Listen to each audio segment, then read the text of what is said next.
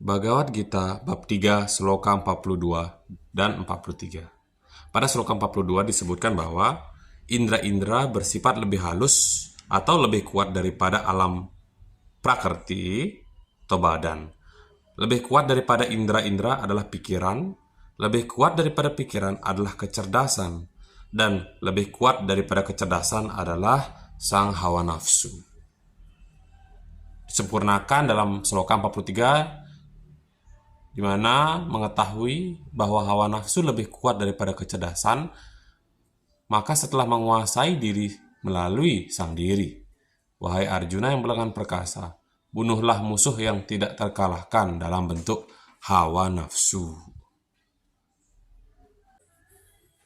Nah, dari penjelasan sloka tersebut dikatakan bahwa badan ini bisa dikalahkan oleh indera, kemudian indera bisa dikalahkan oleh pikiran, pikiran bisa dikalahkan oleh kecerdasan, kecerdasan bisa dikalahkan oleh hawa nafsu.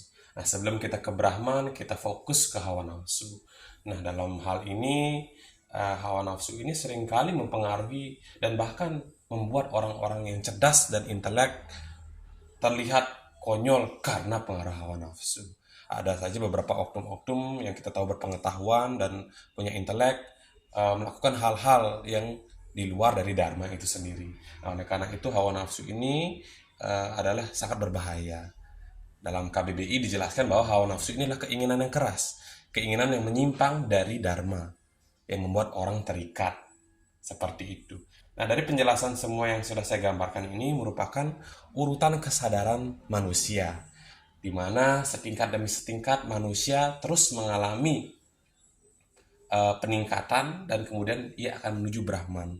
Karena ketika dia naik atau melangkah tingkat demi tingkat ke atas, maka pembebasan akan ia capai. Kebahagiaan pun otomatis akan diraihnya. Nah, pada akhirnya semua kotak-kotak yang merah sudah saya gambarkan, hanya saja di Brahman tidak ada kotak-kotaknya. Kenapa? Karena yang di kotak-kotakkan ini bisa sakit, bisa mengalami penurunan. Sedangkan ini tidak. Oleh karena itu, mengapa ketika badan sakit, kalau kita menggantungkan kembali kepada indera, maka ini pun akan juga sakit. Atau ini pun akan layu suatu hari. Maka badan pun juga akan layu. Pikiran ketika sakit digantungkan ke kecerdasan, kecerdasan juga tidak bisa menopangnya dengan baik. Kemudian kecerdasan digantungkan kepada hawa nafsu juga akan mengalami kekalahan. Kemana lalu kita menggantungkan semuanya, yakni kepada Brahman. Oleh karena itu beberapa penjelasan dari Weda menjelaskan bahwa ketika kita sakit badan, larinya jangan kemana-mana, tapi ke Brahman. Ketika indera kita sakit, larinya jangan kemana-mana, tapi ke Brahman. Ketika pikiran kita sakit, kecerdasan kita sakit, kemudian nafsu kita sakit, semuanya mengarah ke Brahman harusnya.